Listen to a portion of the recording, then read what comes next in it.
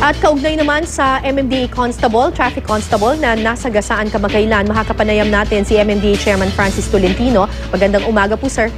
Magandang umaga po, Kara. Magandang umaga sa inyo mga taga-subaybay. Sir, kumusta na po ang lagay ni Mr. Acosta? Ngayon, siya po ba ay nasa stable na kondisyon na? Malubha pa rin po kasi nasa comatose pa ho siya. Kahapon po nagkaroon siya ng 2 cardiac arrest na resuscitate nung umaga at nung hapon. So medyo umihina po yung vital signs niya. Kaya nga humihingi po kami ng panalangin sa publiko dahil maga pa rin yung utak niya. Mas doktor po siguro makapagpaliwanag nito. Opo. Mukhang matindi po yung tama dito kay Mr. Acosta. Base po sa inyong investigasyon, ano po ba ang nangyari? Aksidente po ba talaga yung pagkakasagasa sa kanya? Parang hindi po parang sinadya na yun kasi pin-lockdown yung sportibo kasi nandun po sa loading bay ng Cubao. Bawal po sa loading bay kasi ang loading bay po ay para sa bus. Opo. So apparently itong sportibo ay umiiwas doon sa traffic, pumasok na nakita siguro maluwag yung loading bay, doon pumasok. Maaga po kasi yung deployment ng Biyernes dahil full force dahil ang expectation natin matraffic nung Biyernes. So nung sisitahin na, ay inipit di umano sa bintana yung kamay at kinaladkad na siya na bumagok na yung ulo po sa simento.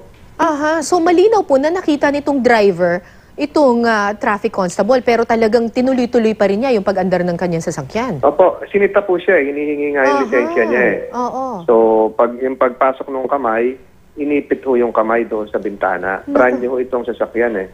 Marami hong witness, may mga lumalabas pambago at meron ding yung kabady po niya kasama sa trabaho. So while on duty po ito, tapos tinakbuhan na po yun.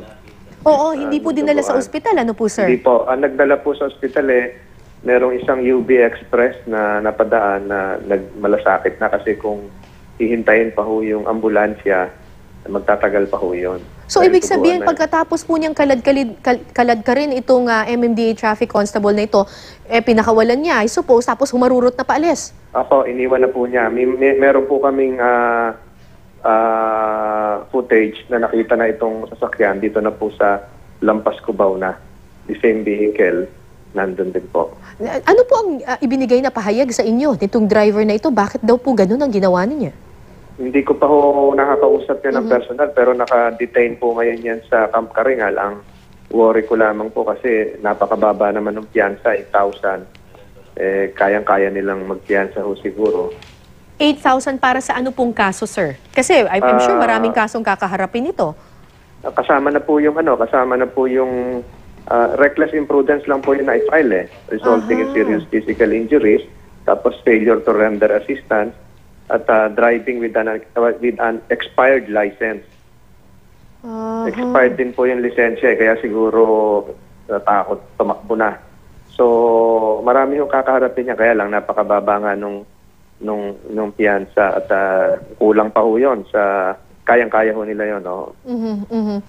Sir, hindi naman po ito yung unang beses na naharap po sa karahasan at saka sa pananakit yung mga MMDA Traffic Constable. Minsan po napagbubuntungan sila ng init ng ulo ng driver. At ito, medyo malala itong nangyari na ito na nasa maluhang kondisyon ngayon yung ating Traffic Constable. Ito nga po yung sinasabi ko na wala po kayong nabalitaang incident na ang MMDA Traffic Constable ay nanakit. Opo. Nanampal, nagmura, kung ano pa man o nanagasa. Ang nababalitaan niyo po yung kabaliktaran naman. Kami po sila lagi ang nasasaktan.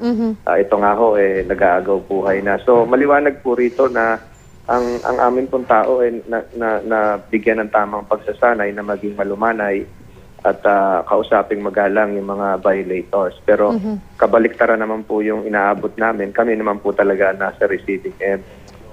Siguro po pagkatapos nito, nakatuto kami sa kalusugan niya, magre-reevaluate kami ng tamang protocol at paghahanda sa ganito dahil mali naman po na masakta na o o mapunta sa alanganing kondisyon. Opo, yung mga lalo pat tauhan ginagawa namin. lang naman nila yung kanilang trabaho. Opo. Oo. So, meron po bang mga hakbang na gagawin ng MMDA para po matiyak kahit papano yung kaligtasan ng mga traffic constable? Dahil delikado na ngayon yung lagay nila.